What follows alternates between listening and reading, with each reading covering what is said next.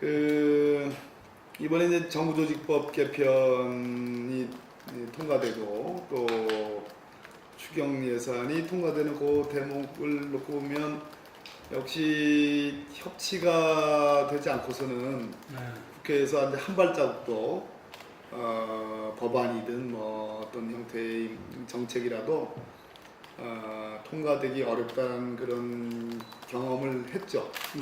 경험했는데 문재인 정부 출범이 일종의 이게 비정상을 정상화하는 과정, 또 나라다운 나라를 만드는 과정에서 탄생한 정부잖아요.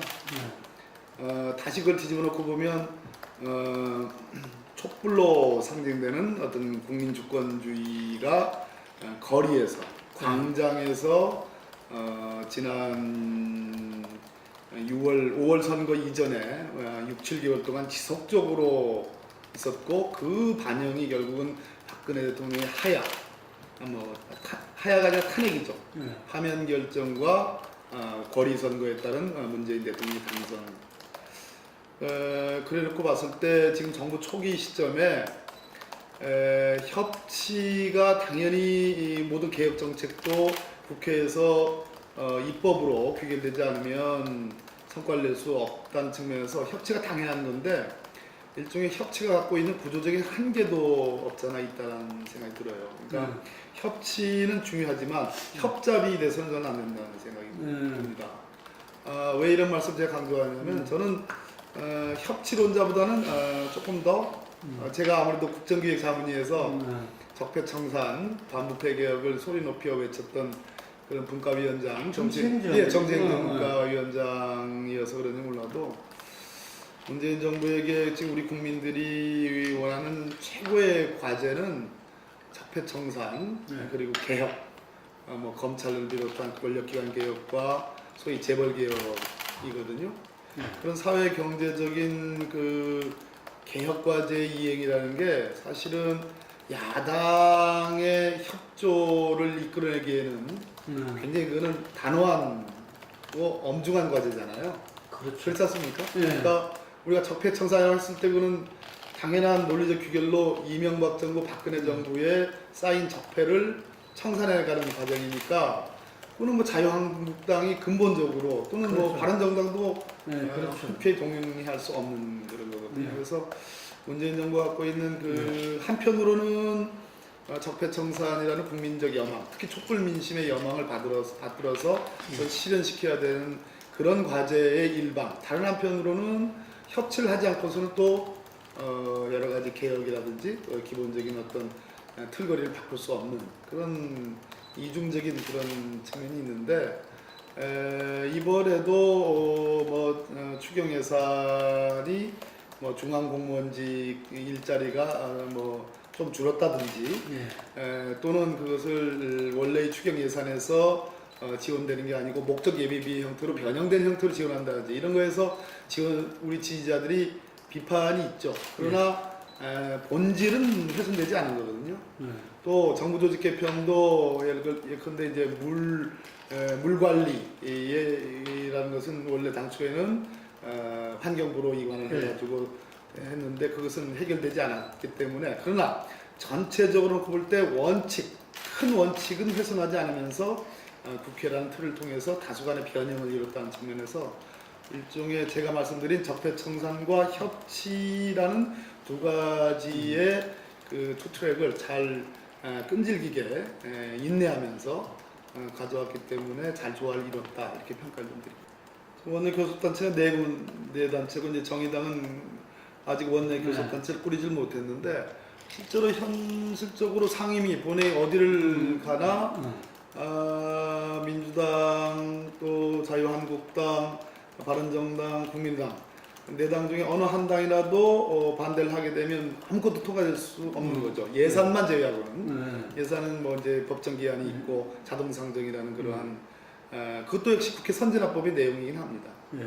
다만 저희들이 꼭 여당이 됐기 때문에 그런 건 아니고, 야당 시절로 돌아가 보면 지난 19대 국회 때 국회 선진화법이 그래도 동물국회를 면케 만든 그 일종의 장점, 그 좋은 면도 있었죠. 근데 이제 그 당시 새누리당에서 식물국회로 예, 만들었다. 이런 그렇습니다. 말을 그래서 이제 많이 식물국회라고 예. 동물국회는 피했는지 모르겠으나 식물국회가 돼버린 거 아니냐라고 그러는데 그래도 동물국회보다는 진일보 한 거죠.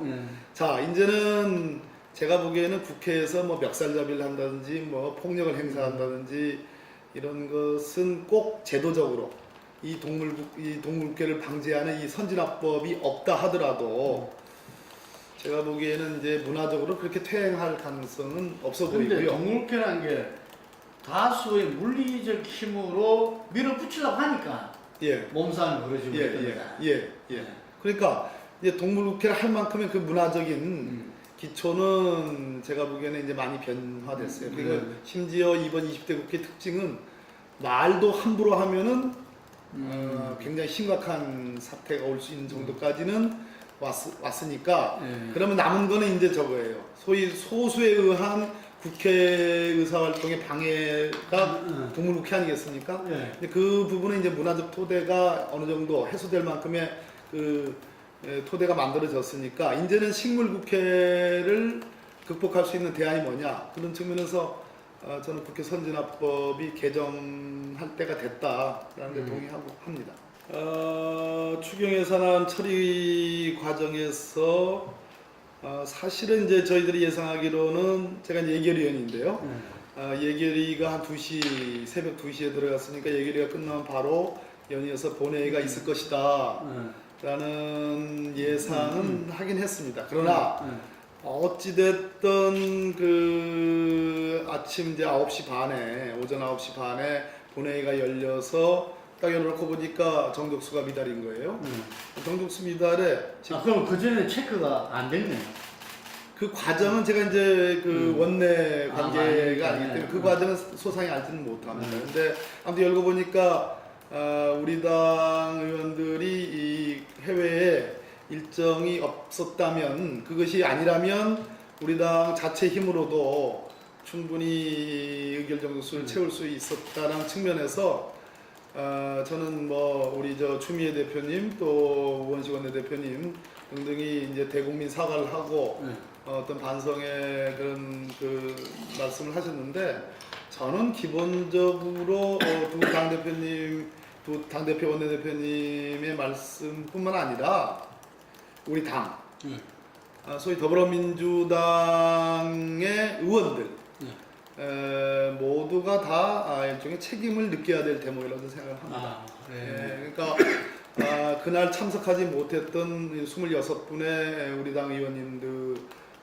만의 문제라고 하기에는 솔직하게 고백을 하면 저는 저 자신조차가 뭐 몇 차례 강조를 했습니다만 우리는 여당이 아니다.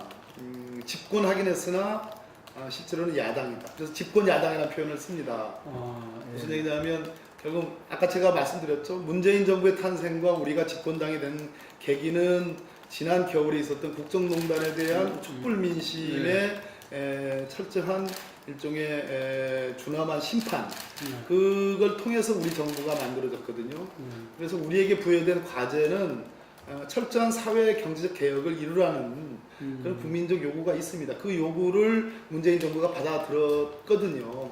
그런 측면에서 이미 사회에 개혁을 해야 될 과제들이 너무 많고 부패 기득권 세력 과의 어떤 그 뭐 일전이랄까 그런 것들이 지금 있는 상황이고 앞으로도 있을 상황이기 때문에 이게 그냥 무슨 국회 안에서 정당과 정당 간에 여야가 바뀐 그런 정당과 정당 간의 이러한 그 싸움의 문제 이런 것이 아니다. 그보다 훨씬 큰 구조적인 개혁 과제를 갖고 있기 때문에 그런 측면에서 더불어민주당의 120명의 국회의원들이 과연 집권 야당으로서 그러한 절박하고 지난 촛불 민심에 엄숙히 봐야 되는 그러한 절실함이 있느냐라는 것 측면에서 우리 모두가 다 반성해야 될 대목이다라는 얘기입니다. 좀 구조적으로 그걸 갖고 있다고 봅니다. 도저히 그러니까 예를 들어서 공수처라는 제도를 놓고 볼 때 공수처는 여러 가지 형태의 공수처장을 어떤 방식으로 뽑아서 임명할 것이냐, 공수처 조직을 어디다가 둘 것이냐, 조직 형태를 어떻게 할 것이냐, 또 수사 대상의 범위를 어떻게 할 것이냐, 여러 항목들이 있는데 그 중에 몇 개 항목에서는 다소간의 어떤 수정과 변형을 할 수 있다 손 치더라도 공수처 제도를 하지 말자라는 주장과 그 주장을 수용할 수는 없는 거잖아요. 네. 그러니까 협치의 이름으로 본질적인 거, 문재인 정부의 태생적인 과제를 저버릴 수는 없는 그런 한계도 있다는 얘기입니다. 어제 여러 의원들 저도 계속 물어봤는데, 뭐 네. 그보다 더 효율적인 제도를 네. 뭐 생각해 볼 수 있다라는 그런 답변인데, 글쎄 이게 공수처가 효율적이기 때문에 도입하려고 하는 게 아니죠. 이제 어제 보니까 문무일 총장 후보자에 꽂혀 있는 검찰 개혁의 중심 가치는 권력으로부터의 독립, 정책 중립성, 그리고 공정한 수사 뭐 이렇게 표현을 하더라고요. 근데 우리 국민들이 지난 15년 동안 한 거의 20년 가깝습니다.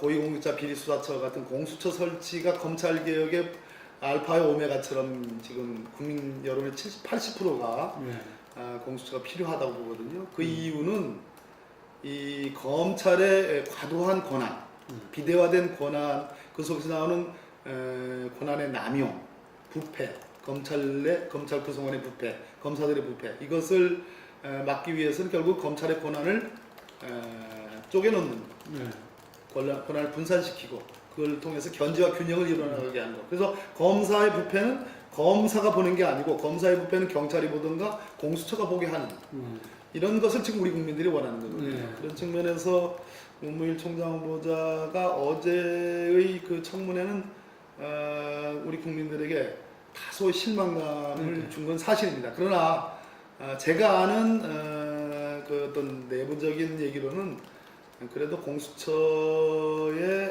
어떤 박상기 법무부 장관이 공수처를 하겠다는 의지가 명확하고 강력하고 그것을 적어도 회방 놓지는 않을 것이다라는 그런 어떤 암묵적인 그런 느낌을 갖고 있습니다. 결국 입법 과제인데요. 우리 국정과제 기획 자문위, 국정기획 자문위에서는 이제 올해 내에 입법적 조치, 공수처 법안 통과시키겠다라고 호언장담을 했습니다. 제가 대통령 앞에서 그 대국민 보고대 하는데 호언장담을 했는데 현실적으로는 이게 쉬운 과제는 아니에요. 근데 저는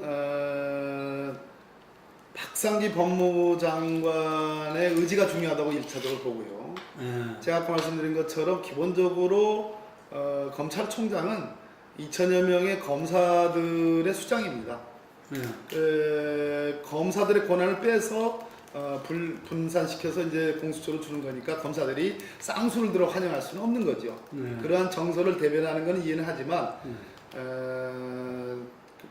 우리 문무일 검찰총장이 박상기 법무부 장관의 공수처 법안 의지를 저는 회방 놓지는 않을 것이다, 이런 기대를 갖고 있습니다. 그렇다면 법무부 장관이 한번 해보겠다라고 강력하게 의지를 표명한다면 국회에서 다소간의 어떤 그 적어도 바른정당은 설득을 충분히 시켜서 통과 가능성이 높아질 수 있다. 저는 그렇게 보고 있습니다. 이분법적으로 그러한 개혁 과제의 수정 혹은 뭐 퇴보를 하더라도 협치를 통해서 뭐 통과를 시킬 거냐, 아니면 오로지 국민의 복무하는, 국민의 뜻을 따르는, 그래서 가능한 원칙적인 입장들을 지켜나가는데 시키지 못할 그 방향으로 갈 거냐, 이렇게 이분법적으로 묻는 건 아니시죠. 근데 굳이 고른다면 저는 원칙에 조금 더 충실해야 된다고 봐요. 그러니까 제가 아까 협치 한계를 말씀드렸는데 여러 이 100대 과제 중에 어떤 부분들은 크게 변형되더라도 극단적으로 자유한국당의 주장을 일부 수용하고 또 자유한국당이 원하는 법안들이 있습니다. 그 부분들을 일부 받아들이더라도 통과를 시킬 수 있는 그런 과제들이 있고요. 입법 과제 91개 중에도 어떤 과제들은 변형과 어떤 그 변화 내지는 수정을 하게 되면 근본적으로 본질이 훼손되는 그런 과제들이 있습니다. 그래서 그런 것도 좀 구분을 할 필요가 있는데 제가 관심을 두고 있는 그런 어떤 적폐청산이나 반부패 개혁 또는 뭐 어떤 재벌 개혁 어떤 정의로운 사회 구현과 관련된 과제들은 쉽게 타협하고 수정 변형하기에는 한계가 있는 과제들이 많습니다. 그건 어차피 국민 여론을 통해서 돌파를 해야 되는 그런 생각입니다. 그 증세이기 전에 사실 이제 슈퍼 대기업, 초 대기업 대략 과표 2천억 이상의 기업들이거든요. 한 그 개수는 116개 정도. 우리나라 전체 소위 세금이 매겨지는 신고 대상 기업 중에 한 0.019%, 0.019% 아주 뭐 116개니까 적은 기업 그 숫자상은 굉장히 적죠.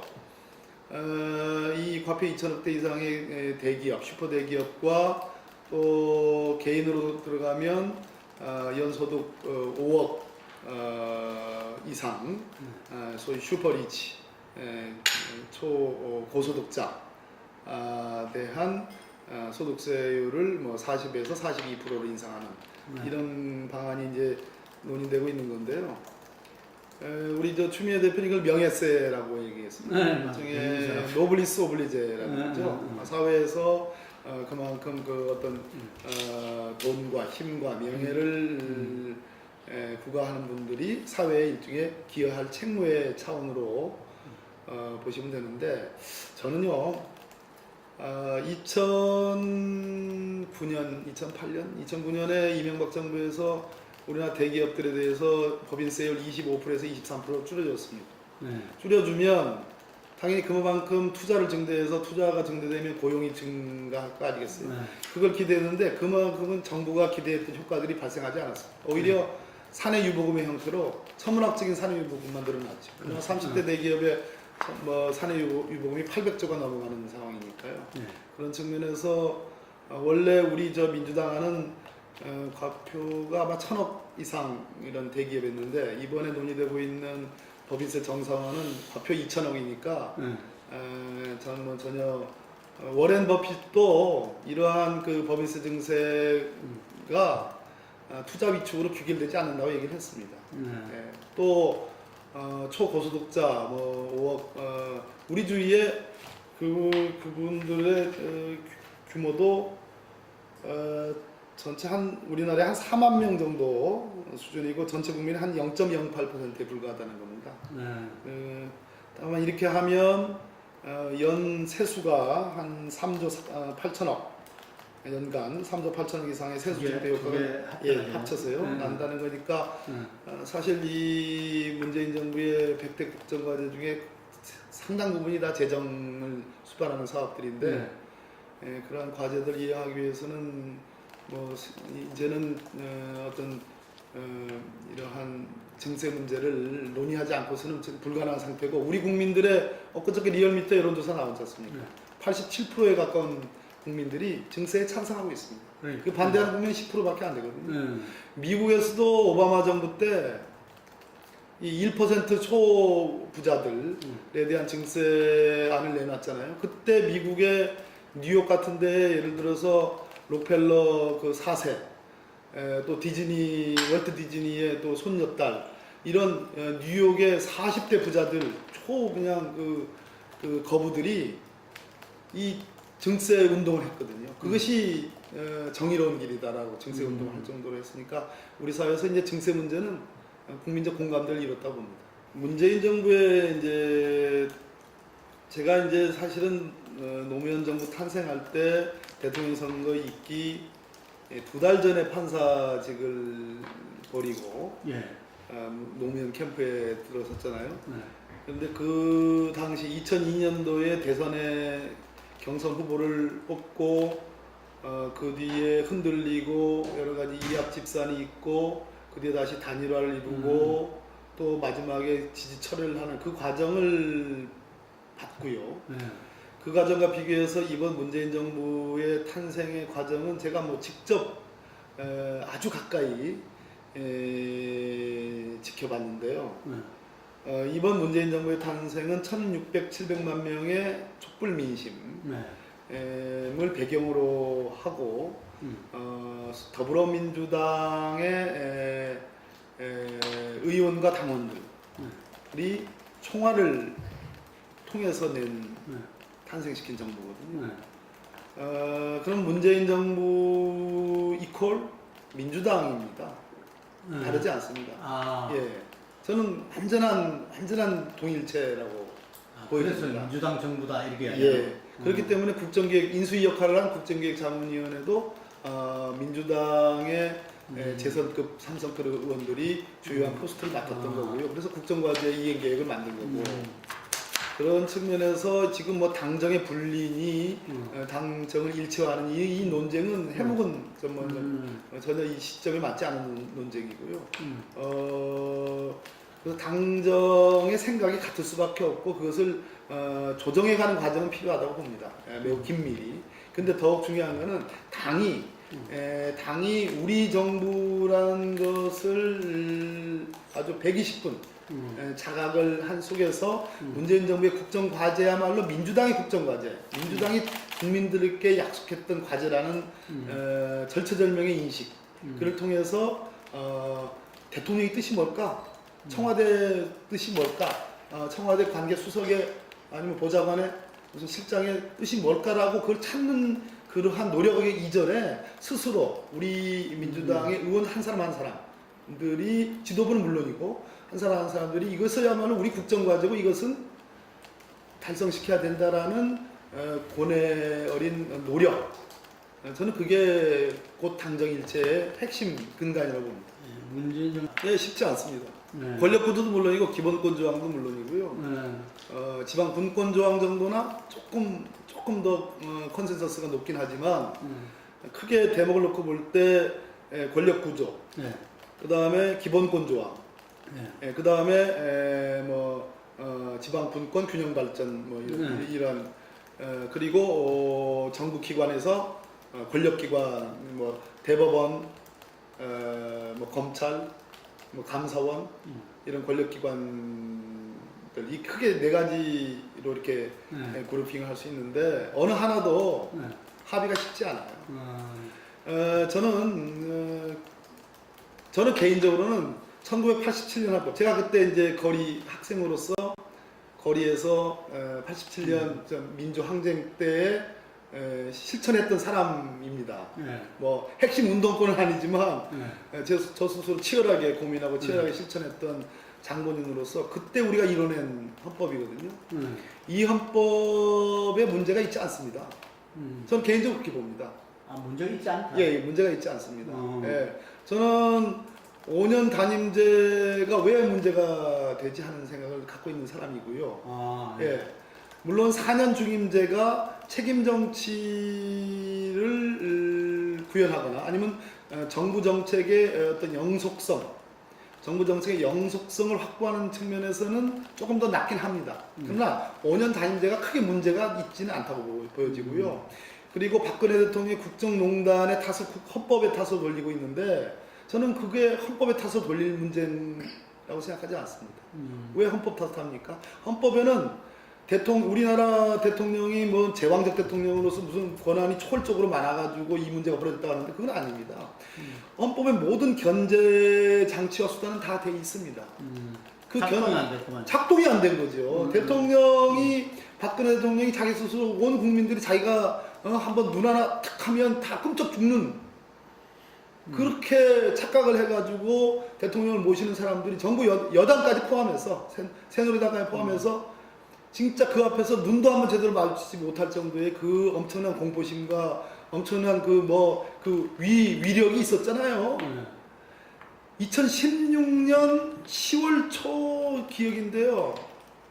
그때 기억나십니까? 우리 국회 나와가지고 그 연설하던 그 장면 생각나십니까? 개헌을 제기하던 그 시점에 박근혜 대통령은 그때까지만 해도 본인 스스로가 제왕이었습니다. 그거는 헌법의 문제가 아니었습니다. 대통령 본인이 그렇게 인식하고 행동했고 여러 가지 통제 장치들이 제대로 기능하지 않았기 때문에 문제인 거죠. 그거는 설사 그 대통령 권력을 쪼개가지고 의회에 갖다 준다고 하더라도 의회에 보다 다수의 사람들이 한 사람이 누리던 전횡을 다수의 사람이 누린다는 차이가 있을 뿐이지 견제 장치가 제대로 작동되느냐 안 되냐는 것은 권력을 갖고 있는 사람이 스스로 내가 견제받을 수 있고 견제받는 것을 용납하느냐의 인식의 문제고 철학의 문제라는 거죠. 그런데 예. 자 그렇게 되면 이제 개헌 반대론자가 되니까 안 되잖아요. 문재인 대통령이 개헌을 약속을 했어요. 네. 그렇잖아요. 그거는 국내에 대한 약속이고 공약입니다. 그리고 이 87년 헌법이 문제는 없으나 훨씬 좋은 헌법으로 시대적 변화가 한 지금 87년부터 30년이 흘렀으니까 사회 경제적 토대나 여건들이 바뀌어졌고 특히 지방 분권 이 측면은 정말 연방제 범하는 지방 분권공화국 만드시겠다고 몇 차례 약속을 했기 때문에 저는 국회에서 심지어 우리 당 민주당 자체만의 단일화도 없습니다 지금. 그거 그 개헌특위 만들어가지고 거기에 가 계시는 뭐 우리 뭐 간사도 계시고 의원님들도 계시지만 우리 당 120명 의원들이 정말 권력구조부터 시작해가지고 또 기본권 조항, 지방분권 조항, 또 권력기관 조항들에 대해서 어떤 생각을 갖고 있는지 이 컨센서스를 모아본 적이 없어요. 단일화는 없다는 얘기입니다. 없다더라고요. 없습니다.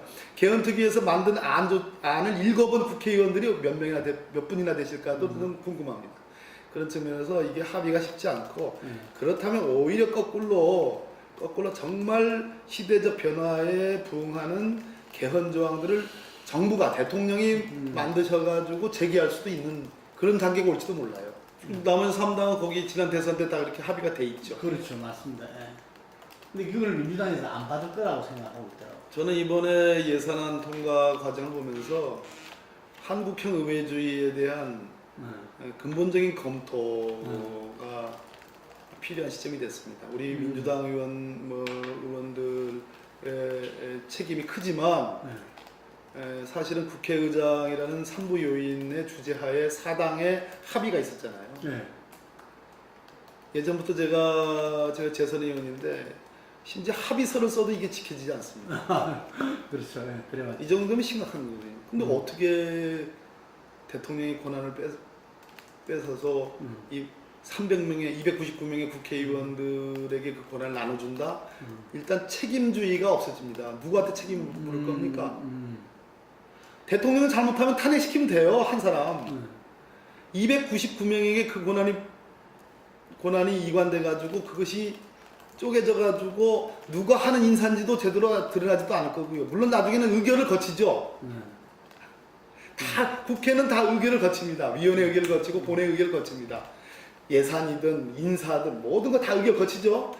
그런데 그렇다고 해서 그것이 진짜 소위 말하는 그 민주주의의 그 선조들이 그 설계했던 정말 다수의 집단 이성을 통한 그 다수결의 원리에 따른 결정이라고 김동연 대표님 믿습니까? 아닙니다. 그 한 사람의 인사, 한 1억의 예산에도 다 뒤에 히스토리가 있고 거기에 작용 가감한 우월적 존재들이 다 있는 겁니다. 그 책임을 어떻게 밝혀내죠? 저는 그런 측면에서 국회의 자질이나 국회의 구조의 문제를 떠나서 저는 책임주의에 몰라 영국 같은 나라처럼 정말 그 수백 년 뿌리 깊은 어떤 의회주의에 1215년에 마그나 카타를 만들고 그 이후로 수백 년이 아니네요, 뭐. 그죠? 어마어마한 그런 역사와 전통을 자랑하는 나라 아니고 우리나라처럼 글쎄요, 저는 회의적입니다. 국민들도 그런 부분은 많겠죠. 예, 정치를 불신하는데. 국민들이 이원 집정부제, 내각 책임제 동의하기 쉽지 않을 것 같아요. 저는 뭐 내년까지는 우리 사회의 어떤 그 적폐를 네. 청산해 가는 그런 어떤 과정과 에너지의 분출 시대라고 이렇게 보고 있습니다. 네. 그래서 뭐 우리 스스로 나태해지지 않으면 이번 추경 예산 통과 과정에서 보여줬던 그런 모습들을 보약이 되겠네요, 그게. 예 그런 것을 하나의 반성의 음. 어떤 모멘텀으로 삼으면 크게 걱정하지 않습니다. 감사합니다. 네. 네. 맞습니다. 네.